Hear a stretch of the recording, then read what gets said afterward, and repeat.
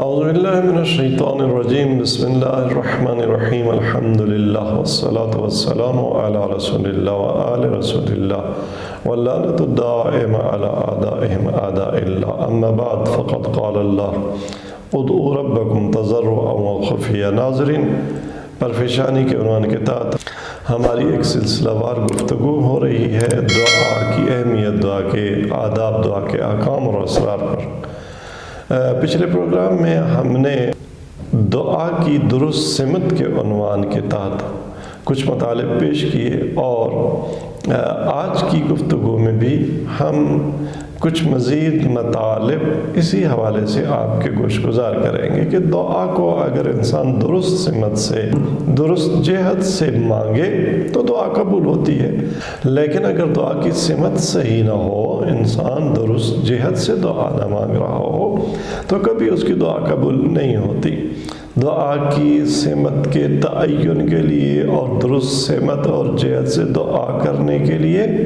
جن امور کا خیال رکھنا ضروری ہے، ان میں اللہ تبارک تعالیٰ کی سب سے پہلے حمد و ثنا بیان کی جائے، اور انسان اپنے اوپر جو اللہ تبارک تعالیٰ کی نعمتیں وہ دیکھتا ہے ان کا شکر ادا کرے، انہیں یاد کرے۔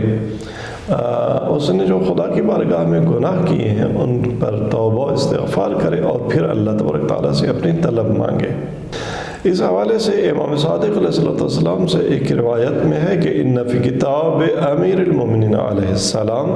کہ امیر المومنین علی بن ابی طالب علیہ السلام کے صحیفہ میں آیا ہے کہ ان المسألۃ بعد المدح، کہ سؤال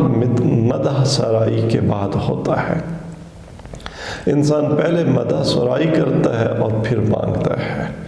خداوند تبارک تعالیٰ کی بارگاہ میں جب انسان بیٹھے، سائل بن کر بیٹھے، تو پہلے اپنے رب کی مدح کرے، اس کی حمد و ثنا بیان کرے اور بعد میں مانگے۔ فرماتے فَإِذَا دَعَوْتَ فَمَجِّدْهُ، لہذا جب آپ اللہ تبارک تعالیٰ کی بارگاہ میں دعا کرتے ہیں تو پہلے اللہ کی تمجید بیان کرو۔ راوی کہتا ہے قال قلت کیف نمجد، کہ میں نے پوچھا مولا ہم کیسے اللہ تبارک تعالیٰ کی تمجید بیان کریں؟ قال تقول، آپ نے فرمایا کہ دیکھو یوں کہو یا من هو اقرب الی من حبل الورید، اے وہ ذات، اے وہ ہستی جو میری شارگ حیات سے بھی مجھ سے زیادہ قریب ہے۔ یا من یحول بین المرء و قلب، اے وہ ذات جو انسان اور اس کے قلب کے درمیان حائل ہے۔ یا من ہو بالمنظر الاعلیٰ، اے وہ ہستی جو منظر اعلیٰ پر ہے، بلندیوں پر ہے۔ یا من لیس کمثلہ شیء، اے وہ ذات جس کی مانند اور مثل کوئی چیز نہیں ہے۔ انسان یہ اللہ کی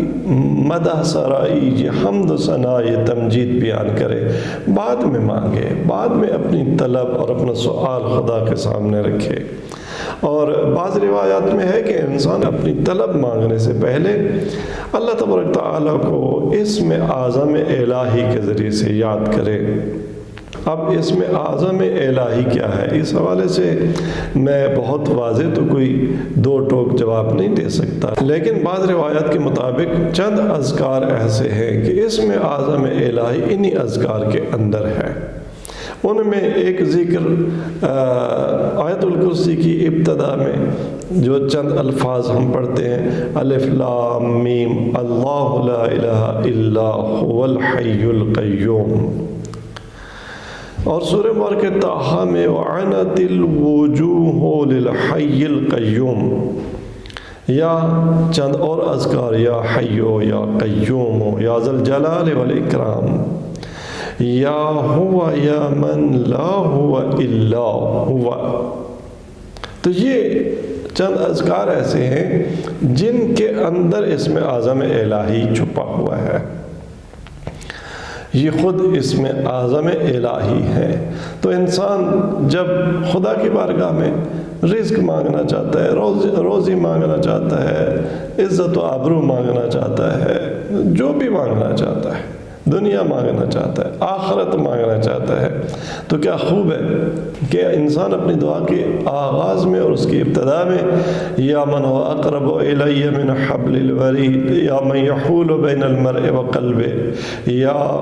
من هو بالمنظر الاعلی، یا من لیس کمثلہ شیء، الف لام میم، اللہ لا الہ الا هو الحی القیوم، وعنت الوجوہ للحی القیوم، یا حی یا قیوم، یا ذا الجلال والاکرام، یا ہوا یا من لا ہوا الا ہوا۔ یہ اذکار بیان کرنے کے بعد پھر اپنی حاجت، خدایا مجھے رزق دے دے، خدایا مجھے روزی دے دے، خدایا مجھے اولاد عطا کر، خدایا مجھے زیارات کا شرف نصیب فرما، وغیرہ وغیرہ، اپنی حاجات خدا تبارک تعالیٰ سے مانگے۔ تو دعا کی درست سمت یہ ہے۔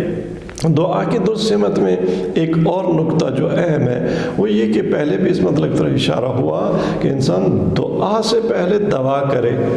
یعنی اللہ تبارک تعالیٰ نے ہماری حاجات کے لیے اس دنیا میں جو وسائل اور سورسز مہیا فرما دیے، ہم ان کو استعمال کر کے اپنی حاجت پوری کر سکتے ہیں۔ تو انسان اسے ان وسائل کو، ان جو بھی سورسز اس کے پاس ہیں، انہیں استعمال میں لائے، نکمہ نہ بنے، نکھٹو نہ بنے۔ یہ دین، یہ آئین، یہ انسان کو نکمہ بنانے کا دین نہیں ہے۔ انسان اپنی مقدور بھر کی کوشش کرے، پھر بھی اگر طلب اس کے ہاتھ میں نہیں آ رہی، پھر بھی اس کی مشکل حل نہیں ہو رہی، تو پھر مقام دعا ہے کہ اب خدا نے تبارک تعالیٰ ان اسباب سے ہٹ کر اسباب فراہم کر دے اور اس کی طلب پوری ہو جائے۔ اور اسلامی تعلیمات میں بہت تاکید ہے اس پر کہ ہم نکمے نہ بنیں، ہم خون پسینہ بہائیں اپنی حاجات کی برآوری کے لیے۔ قرآن کریم میں مادر عیسیٰ حضرت مریم کے قصہ میں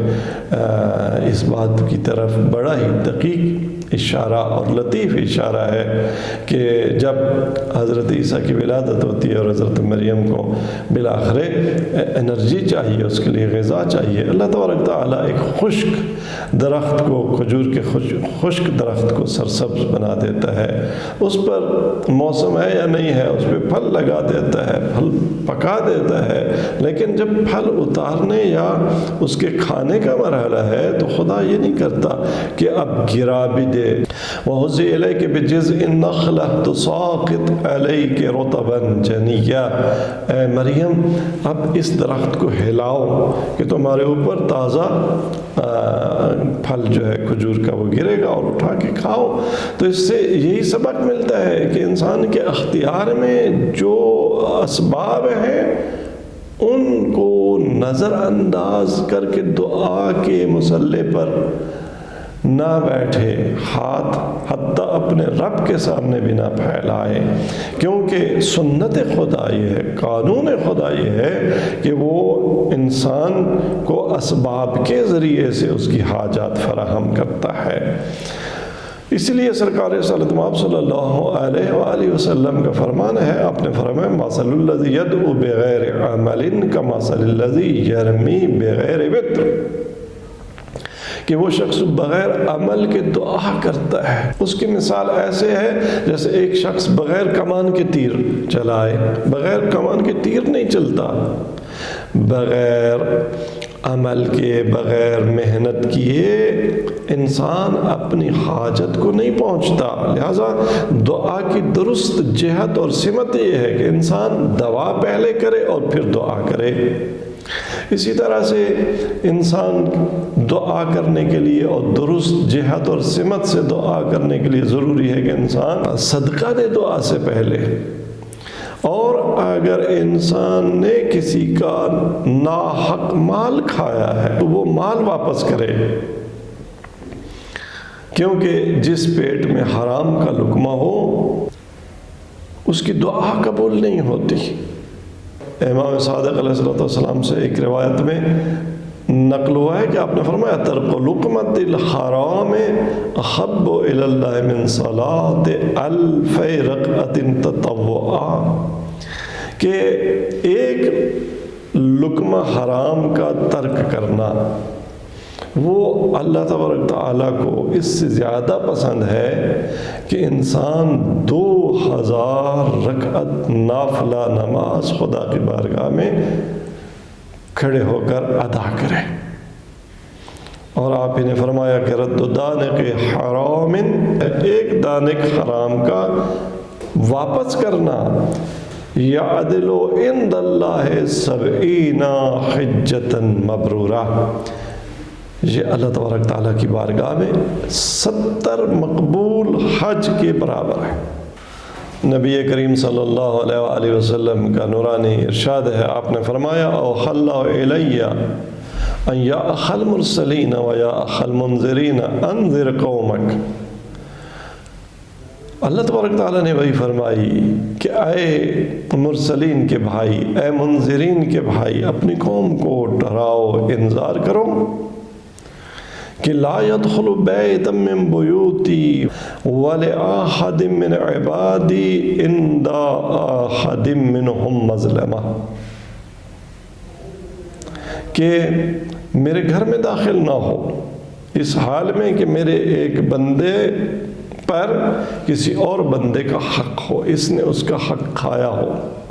اور میرے گھر میں داخل نہیں، میرے گھر میں داخل بھی ایسا بندہ نہ ہو۔ کیوں؟ ایسا بندہ رحمت خدا سے مردود ہے، دور ہے۔ فَإِنِّي أَلْعَنُهُ مَا دَامَ قَائِمًا يُصَلِّي بَيْنَ يَدَيَّ، ایسا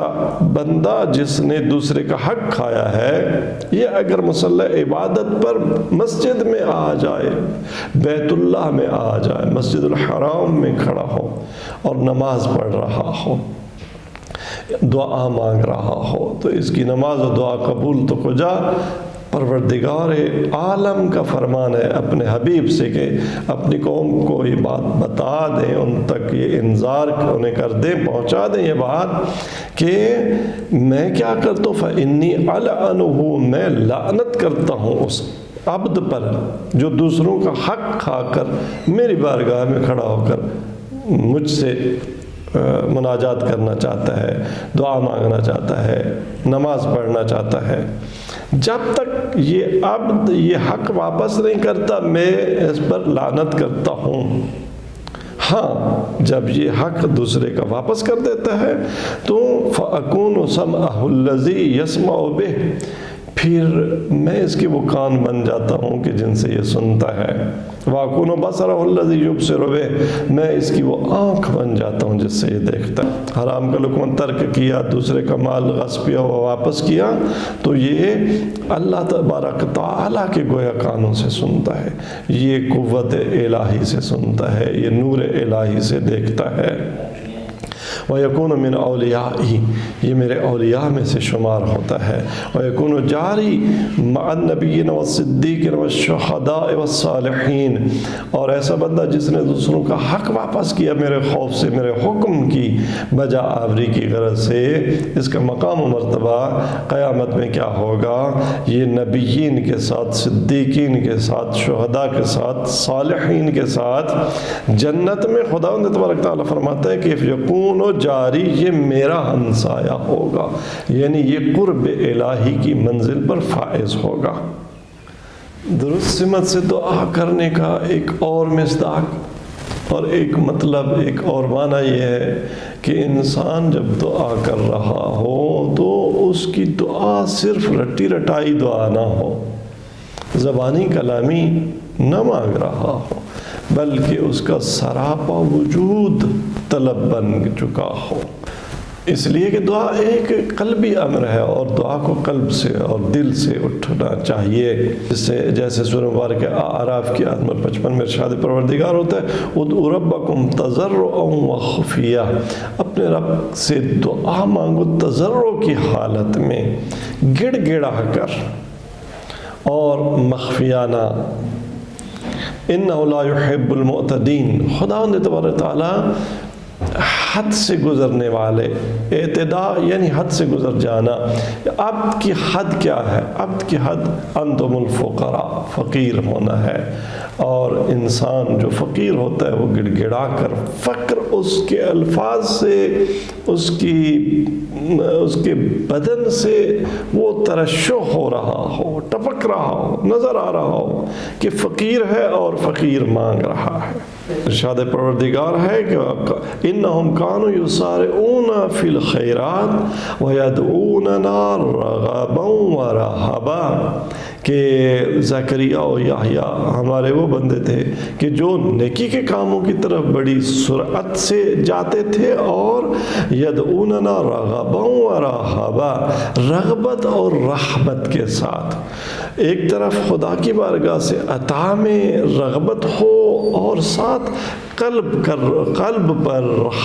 رحمت کی اور خوف کی اور خضوع کی حالت طاری ہونی چاہیے۔ کیا خوب کہا کسی شاعر نے، تو بچا بچا کے نہ رکھ اسے، تیرا آئینہ ہے وہ آئینہ کہ شکستہ ہو تو عزیز تر ہے نگاہ آئینہ ساز میں۔ قلب جب شکستہ ہو تو یہ خداوند تبارک تعالیٰ کو محبوب ہوتا ہے، اور اس حالت میں جو دعا انسان کے زبان سے اٹھتی ہے وہ استجابت پہ کے بہت قریب تر ہوتی ہے۔ رقت قلب کے ساتھ دعا مانگنے کے حوالے ہی سے تو بعض روایت میں آیا ہے کہ آپ دعا مانگو کب؟ عند رقت القلب و جریان الدمع، جب تمہارا قلب رقیق ہو، جب تمہارے آنسو بہہ رہے ہوں، تو دعا کی حالت میں قلب کا رقیق ہونا، آنسوؤں کا آنکھوں سے بہنا،